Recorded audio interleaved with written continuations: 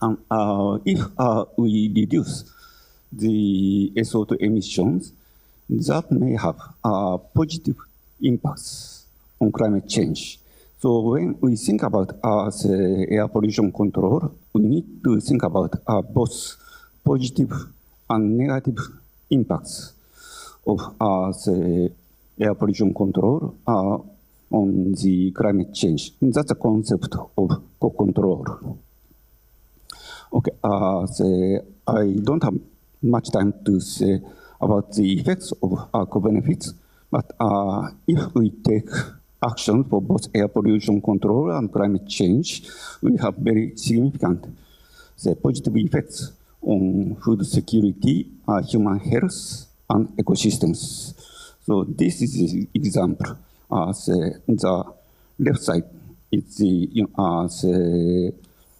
potential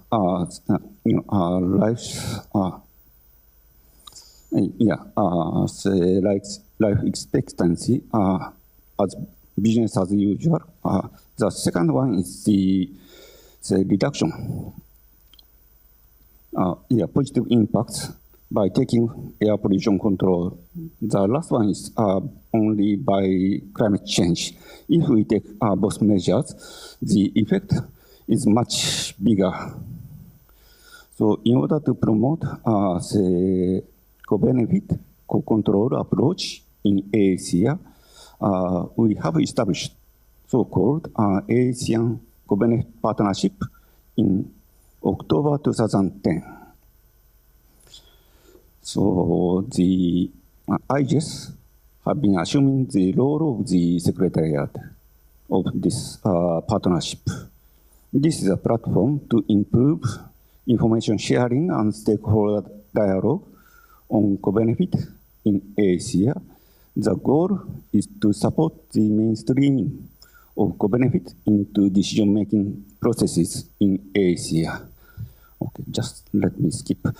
So based on the importance of the SLCF measures, the European and North American, together with UNEP, have been taking some actions identified. They put the emphasis on black carbon and methane reduction, and they identified 16 mitigation measures for methane and black carbon emissions. Okay. Based on that, as also Dr. Park mentioned, in February this year, Climate and Clean Air Coalition, so-called CCAC, was established by the lead of UNEP and United States. Now we have 13 partners as of June 2012, but it's rapidly expanding. More than 20 countries will committed to be a partner of this initiative. The major action to be taken by CCAC includes 5 areas. As for black carbon, heavy-duty diesel vehicles and brick kiln. As for methane, municipal solid waste sector reductions and the reduction from oil and natural gas production. They also include HFC reductions by using the alternative technologies and standards. Okay.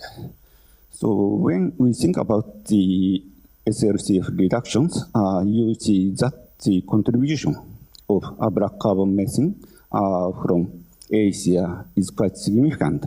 So it is quite important to take actions in Asia. This also shows the different feature. Now, UNEP report originally mentioned about the tropospheric ozone and the black carbon. In the case of the UNEP, CCAC coalition pay much attention to both black carbon and the methane, but in order to reduce ozone emissions from the troposphere, In the case of Asia, the most contribution to the ozone comes from the NOx emissions and hydrocarbon emissions. So in the case of Asia, it is quite important to take significant actions to reduce NOx emissions and hydrocarbon emissions in order to reduce the tropospheric ozone pollution. This shows that there are quite different patterns, emission patterns in different countries, even in case of Asia, showing the black carbon emission patterns. So in order to promote SLCF reduction, we had better cooperate with existing air pollution control networks. There are many air pollution control networks in Asia. I don't go into details, but it is quite important to have very good cooperation with existing air pollution control networks to promote SLCF reduction measures. Okay, for that, the conclusion is that the SLCF co-benefits receive growing attention. New initiatives such as CCAC, Clean Climate and Clean Air Coalition have been emerging. Promotion of co-benefit approach should link with various existing air pollution control initiatives.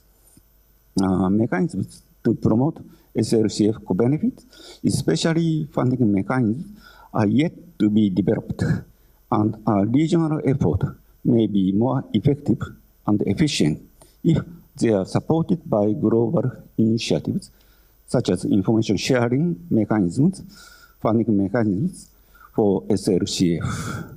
UNEP may take initiatives for global actions on co-benefits, especially on short-lived climate forces, taking into account various regional, sub-regional initiatives. Let me have a few minutes. I have been for the ongoing climate negotiations. I was fully involved in the climate negotiations on UN Framework Convention as well as the Kyoto Protocol until the end of Kyoto Conference. We, as the negotiators, we recognized for more than a decade that scientists and engineers always send a message that there are technologies to well address climate change problems, as pointed out by the previous two speakers. Nobody disagrees to take climate actions. The problem is the burden sharing among the countries who should pay how much. CBDR, common but differentiated responsibility, was a compromise, which have been the principle for climate negotiations, but may not solve the climate problems.